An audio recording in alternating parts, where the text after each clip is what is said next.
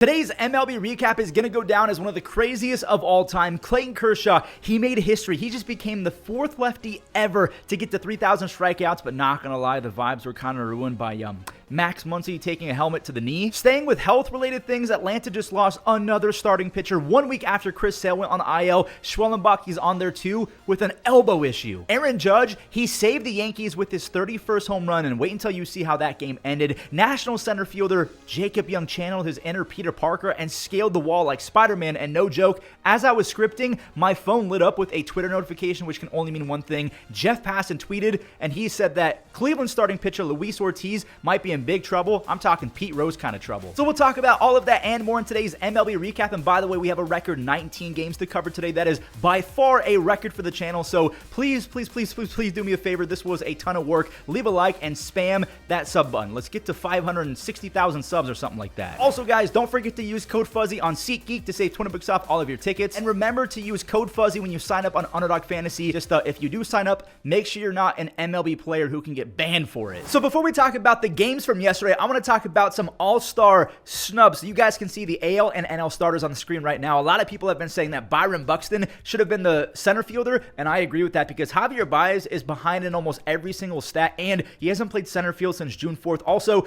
Jonathan Aranda, I feel like he should have been in there as well. Obviously, on the National League side of things, James Wood should be starting in left field, but at least he's going to be in the home run derby that was just announced. Also, a lot of people are saying that Francisco Lindor's finalist was a charity bid because he's never been an all-star as a Met. It should have been Ellie De La Cruz or Trey Turner. But yeah, there are these snubs for the all-star game. We have some injury updates. Braves starter Spencer Schwellenbach has a fractured elbow. They said that he could be back by September. He joins Chris Sale on the shelf, who just got placed on the 60-day IL with a rib fracture. Who has the Braves voodoo doll, okay? I want to know. Show yourself, coward. Here we go. Clayton Kershaw is just 3 strikeouts away from 3,000, and well, it wasn't the most fun game in terms of what led up to the historic moment. Now, the Dodgers did bounce back for Kershaw with solo home runs from Will Smith and Andy Pages, only to see their lead disappear with a mammoth 2-run Austin Slater shot. That thing went halfway up the bleachers. He's always been really good against lefties. Okay, this is strikeout number 2,998. He got Vargas to chase. One more chase. Lenyn Sosa,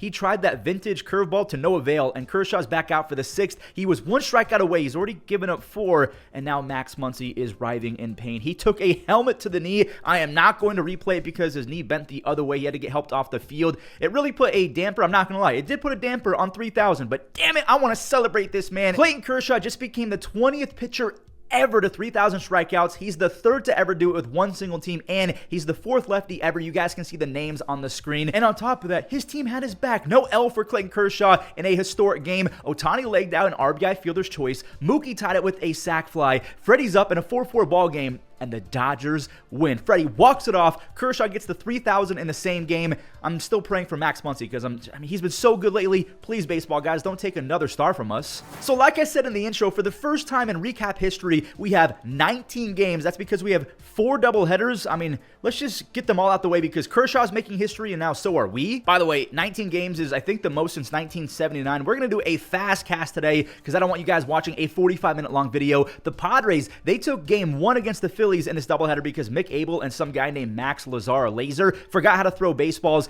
Abel walked 4 in 1 inning. Tatis and Merrill both took bases out of walks. Machado, he cleared the bases. So 5 walks turned into 5 runs. That's a yikes. Max Lazar threw a baseball 18 feet up a rise. That's an RBI bases out of walk. That 6th run ended up being crucial because Kyle Schwarber, he swatted out his 26th. But that was it off Pivetta, who struck out 6 over 7 innings. He's been really good this year. The Phillies scored a few, but yeah, Robert Suarez, he picked up his 24th save on a 101 fastball up. Now, the Phillies did bounce back in game 2, mostly because Cristopher Sanchez is almost unbeatable when he's in Philly. Tatis did cause some chaos in the 4th. He stole his 18th bag already. He came around to score on a throwing error and a Jackson Merrill knock. All good, though, because Max Kepler, he stole the lead, and Philly never looked back. That was a majestic, instant no-doubter. The bat flip was so cool. That's his 4th home run versus Dylan Cease. That is the most by anyone. Brandon Marsh went even further, 420 feet to straightaway center field. Marshy goes to the trees, and then Castellanos as well as Bohm, they found some grass. Nick on the blooper, Bohm on the triple. That I love Nando. You guys know I'm a Nando fanboy. He didn't play that ball very well. The Phillies take game number 2 thanks to Cristopher Sanchez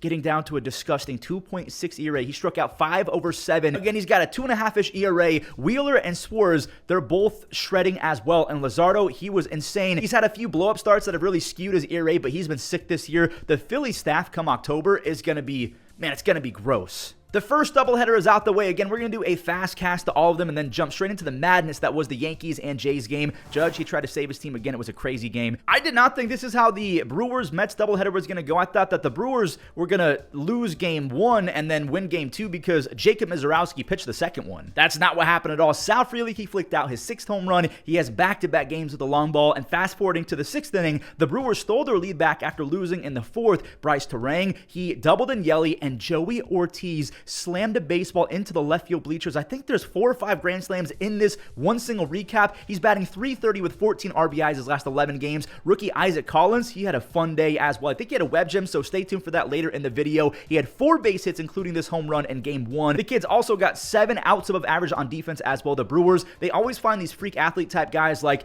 a Joey Weimer or a Garrett Mitchell. They're just athletic freaks. Freddie Peralta now has an NL best 9 wins with 6 strikeouts over 6 innings. They win game 1. Both teams are now at 48 wins. The Mets have dropped 14 of their last 17, so they changed the lineup. Brandon Nimmo has been moved into the leadoff spot, and the slumping Lindor is in the 2-hole, and of course, they each hit a home run. Milwaukee, they hit a grand slam in game 1. The Mets hit one in game 2. Brandon Nimmo with the 4-run swing off of Jacob Misiorowski, the Miz. Then Lindor made it back-to-back. That is a welcome to the big leagues moment for Jacob Misiorowski. He's been setting records left and right and making MLB look easy. It's not easy. The Brewers did fight back. Yelich hit his 17th home run, and Jackson Chourio crushed his 14th, but the Lindor 2-hole spot worked to perfection because he got both of those runs back. There's an RBI single in the 6th, another RBI after Edwin Diaz put out a fire in the top of the 8th inning. The trumpets were out. That was a nasty moving fastball inside. Lindor ripped an RBI double, so he secures a 7 total base, 3 RBI game in his first game as a 2-hitter. The Mets do snap their dreaded 4-game losing streak as Sugar picked up a 4-out save. Did they just find their mojo?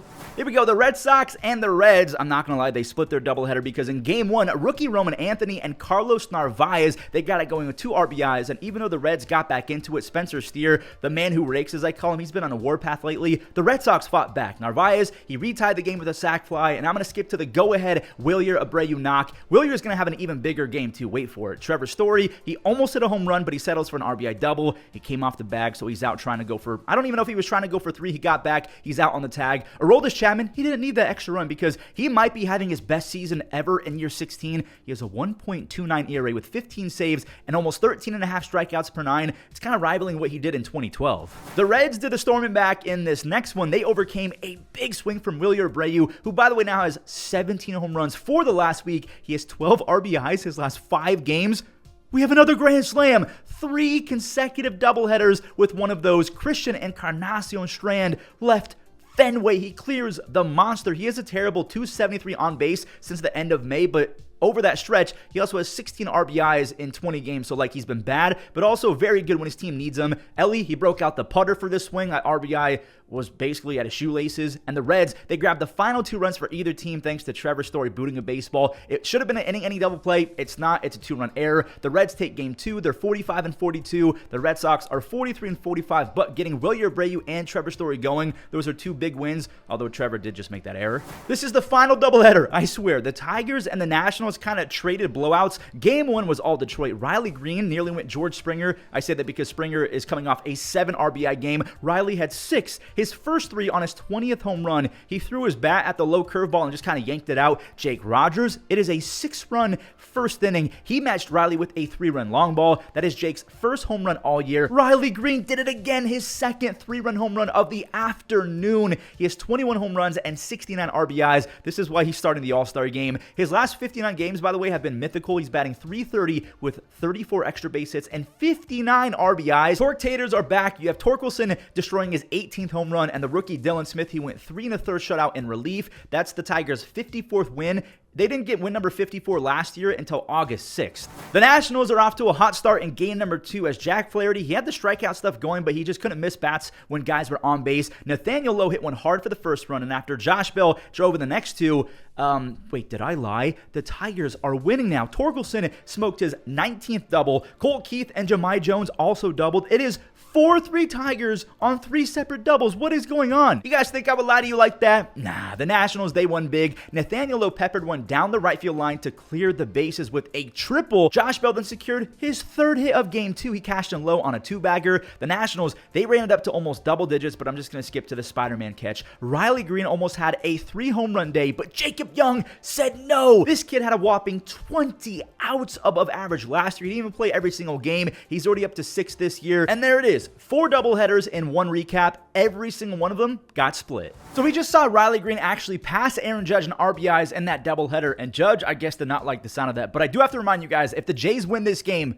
they'll be in first place. You guys smell that? It smells like home cooking to me. Alejandro Kirk, he swung at a ball at his forehead for a wacky 2-run tomahawk double, and Addison Barger showed off that top shelf bat speed with a monster 3-run blast. He is top 5% in bat speed, exit velocities, and oh, by the way, he has the best rated arm in all of baseball. Davis Schneider launched out his first of 2 as we were fanboying over Addison Barger. Again, he had 2, but here comes the Yankees. After scoring a few, Judge doubled in DJ, and Giancarlo Stanton used his all-time pop to muscle out a 3-run home run off of Jose Barrios. Davis, there's his second. It's a clutch one, 405 feet the other way, and it's clutch because this would have been a go-ahead Judge Jack. 440 feet, a absolute nuke, 31 home runs with 70 RBIs. Devin Williams, all he has to do is preserve. This is why people hate that one-leg catcher approach, because guys can get a little bit lazy on blocking pitches to the right. Ben Rice couldn't stop it. The Jays are up 10-9, 11-9 on Barger's 4th RBI. He lined ones the other way. The kid is a stud. Jeff Hoffman now has 20 saves as the Jays are in first place in a tie with the Yankees.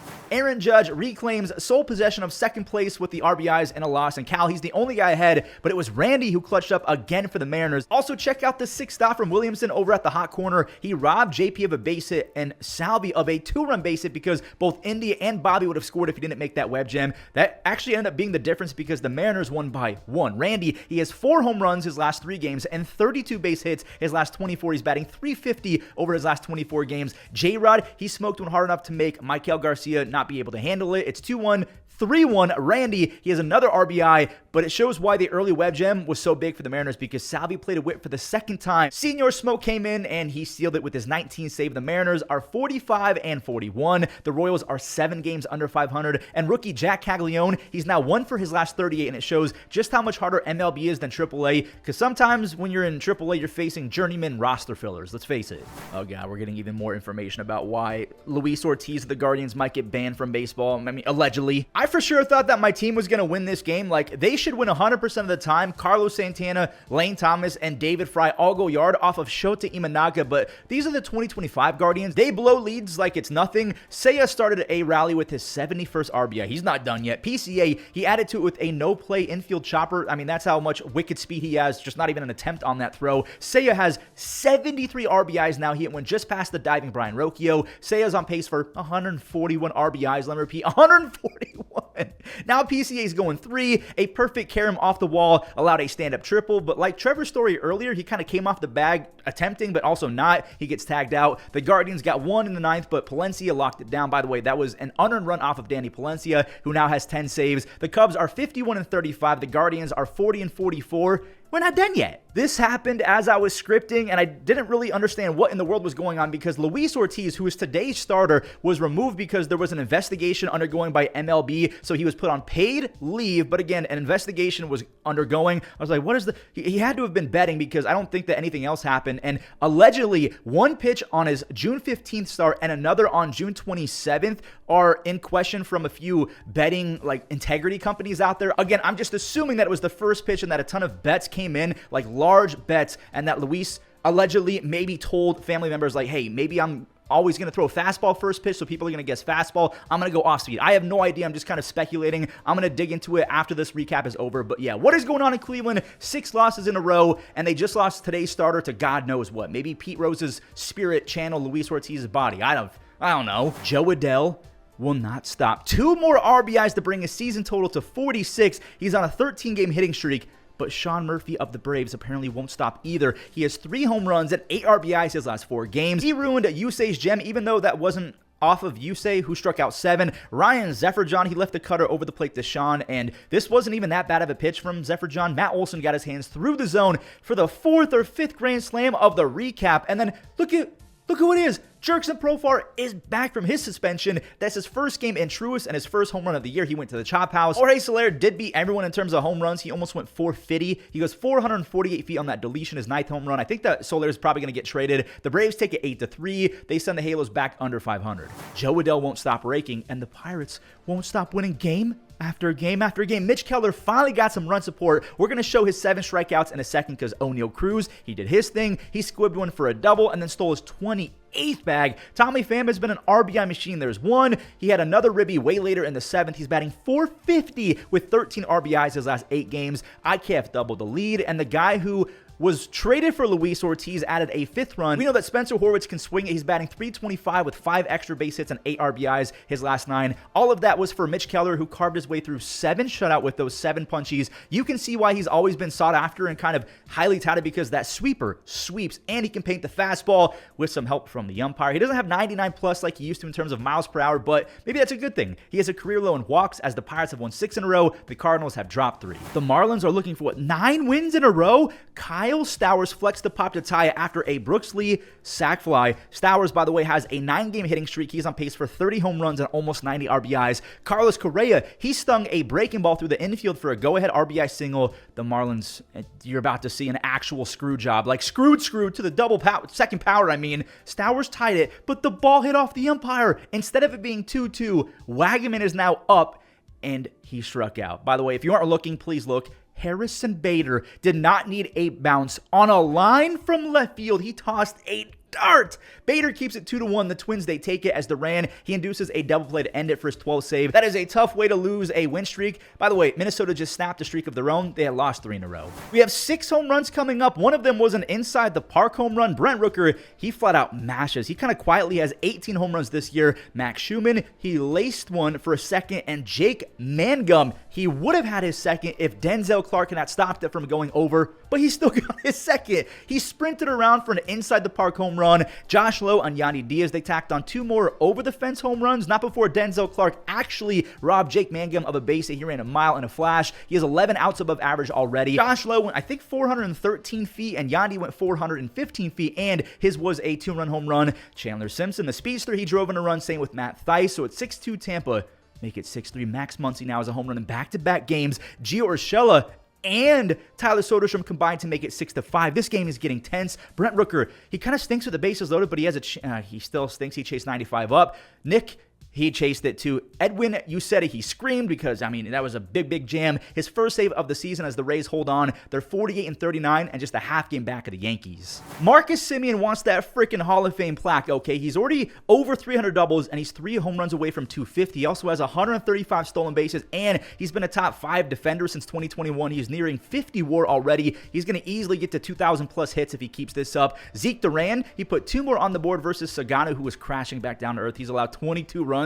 His last 22 innings, that is not good at all. Semien, there's the Gold Glove defense. He helped Nathan Eovaldi go 5 scoreless with just 2 base hits, 5 strikeouts. I think he was on a pitch limit. Corey Seager, he ripped his 11th. That was almost 110 off the bat. Easy peasy game. The Rangers, they shut out the Rangers. They're kind of riding the ship lately. And by the way, breaking news, they just sent down Josh Young. Crazy. This is why I was so high on Shea Whitcomb as a prospect. I'll get there in a second. Hold on. After Cam Smith singled in Jake Myers, Shea went 15 rows deep to center field. That ball almost went 460 feet. That is Whitcomb's first big league home run. Mickey Moniak did what not a lot of others can do. He went yard off of Hunter Brown. It's a brand new ball game on Mickey's 12th. He has a .525 slugging versus righties. Jose Altuve, he made history on the go-ahead 2-run single. He passes the the Hall of Famer Jeff Bagwell for the second most hits by an Astro ever. I really think that Cam Smith, the 22-year-old, he could get there because he's got elite speed. The chase rates are getting a little bit better with more playing time. He's batting .320, and the strikeouts are down the last month and a half. Hunter Brown, he had short memory after that home run. He racked up 8 strikeouts across 6.